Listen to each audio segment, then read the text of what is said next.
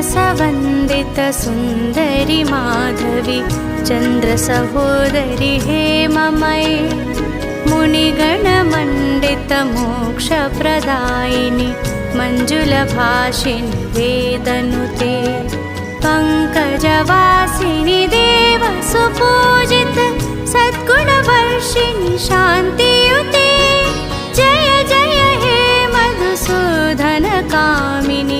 आदिलक्ष्मि सदा पालय माम्।